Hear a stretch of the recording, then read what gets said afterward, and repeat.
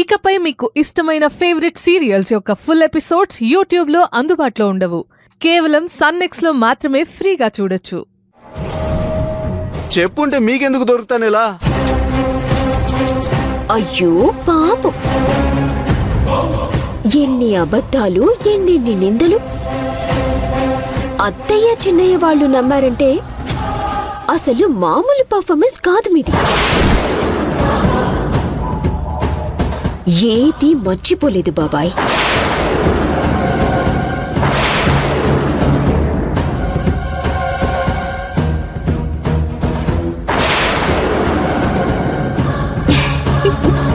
అంటే ఈశ్వరి ఏంటి కొడతావా నన్ను ఇప్పుడు? డౌటా?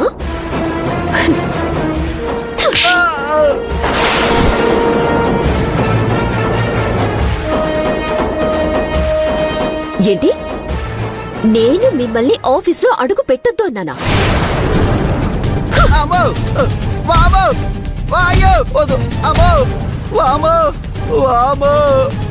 నువ్వు మర్డర్ చేసి మా మీదకి తోసేస్తావా? ఇప్పుడు నిజంగానే నిన్ను మర్డర్ చేస్తాను. ఎవరొచ్చి కాపాడుతారో నేను చూస్తాను.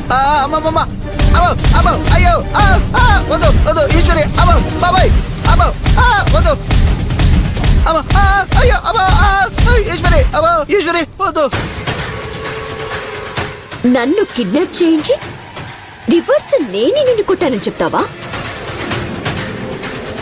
అయ్యో, ఈ దొంగ దెబ్బలు, ఈ తలకట్టు ఇంకా ఎందుకు చెప్పు?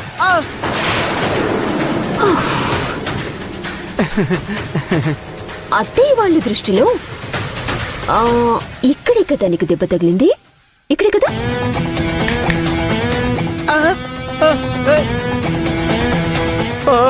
వద్దే,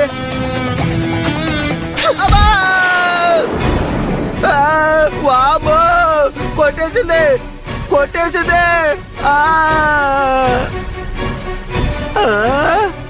మీరు ఏం చేస్తున్నా భరిస్తున్నాను కదా అని చిన్నయ్యతో నాకు విడాకులిప్పించాలని ప్లాన్ చేస్తారా?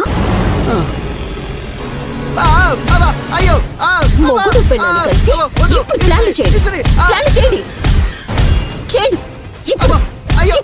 ఇప్పుడు మీ ప్లాన్లు చేయండి. అమ్మో వామో, అమ్మా నేను నీ బాబాయ్ని వదిలేయమ్మా. అబ్బో బాబాయా? మర్యాదగా బుల్లెట్ కుమార్ని చంపింది నువ్వే అని ఒప్పుకో, లేదంటే నీ ప్రాణాలు తీస్తాను.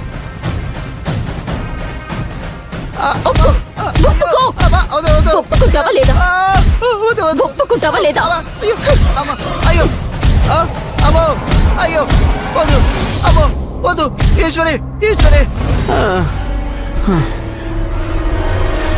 అమ్మా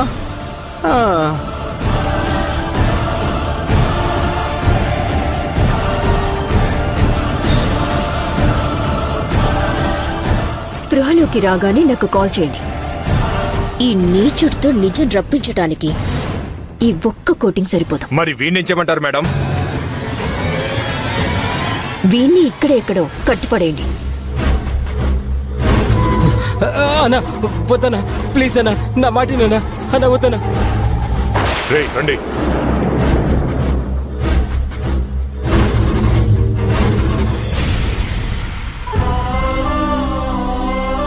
చూసారా, ఈ ఇంటి దీపమని నమ్మి నమ్మి కోడలు ఎంతకి తెగించిందో, మా అందరినీ ఎంత క్షోభ పెడుతుందో చూసారా. ఇవేవీ ఊహించని మీరు ఆ ఈశ్వరికి ఆస్తిలోనూ అధికారంలోనూ అన్ని హక్కులు ఇచ్చారు. కాని నేను మోసపోయి దాన్ని కోడలిగా తీసుకొచ్చి మన కొడుకు జీవితానికి ఉరివేశాను. దానికి ప్రతిఫలంగా ఇప్పుడు శిక్ష అనుభవిస్తున్నాను.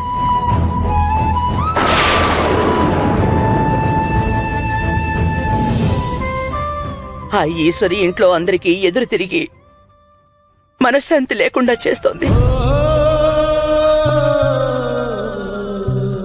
సుందరమూర్తికి తీరని మానసిక వేదనని మిగిల్చింది. తన బతుకుని మొత్తం శూన్యం చేసి సంతోషం అనేది లేకుండా చేసింది.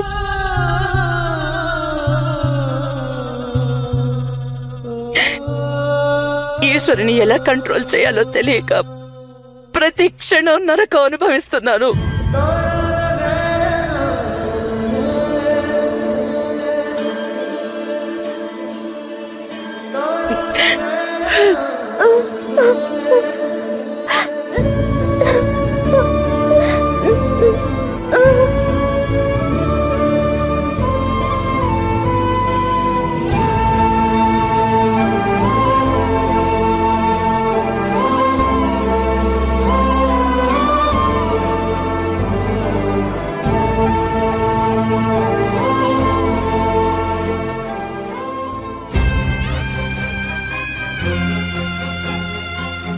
మా అక్క ఇలా ప్రవర్తిస్తుందని, దేవత లాంటి మిమ్మల్ని, చిన్నయ్య లాంటి మంచి మనిషిని ఇంతలా బాధ పెడుతుందని కళ్ళకు కూడా ఊహించలేదత్తయ్య. మా అక్క తరపున నేను మిమ్మల్ని క్షమాపణ అడుగుతున్నాను. అయ్యో అభి, ఊరుకోమ్మా. వయసులో చిన్నదానివి, నీకున్న బుద్ధి మీ అక్కకి లేకుండా పోయింది. సొంత కూతురు కన్నా ఎక్కువగా చూసుకున్నా నన్నే ఎదిరించింది, నా తమ్ముడిని కొట్టించింది, ఆస్తిని కూడా సొంతం చేసుకోవాలని చూసింది.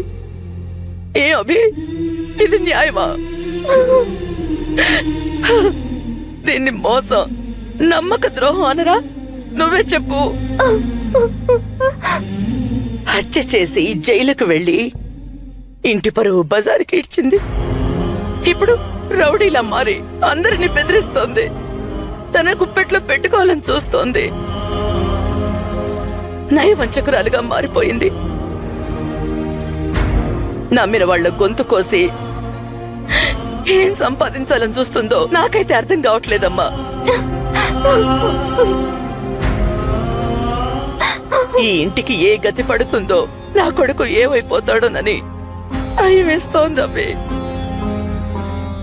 ఇప్పుడు ఈశ్వరి ఒక అంతు చిక్కని సమస్యగా మారిపోయింది. మీ అక్క మమ్మల్ని ఏ వైపు నుంచి ముంచేస్తుందోననే భయంతో నరకం చూస్తున్నావు.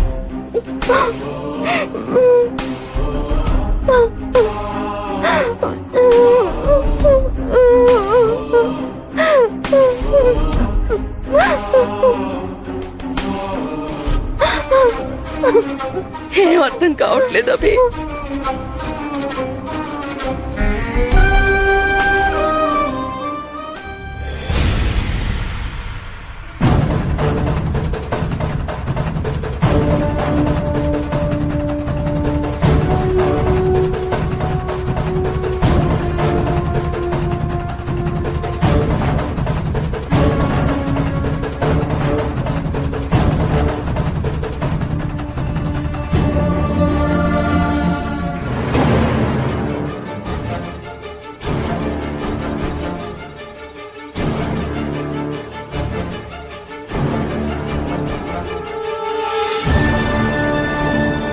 అమ్మో, స్పృహ తప్పినట్టు నటించాను కాబట్టి సరిపోయింది.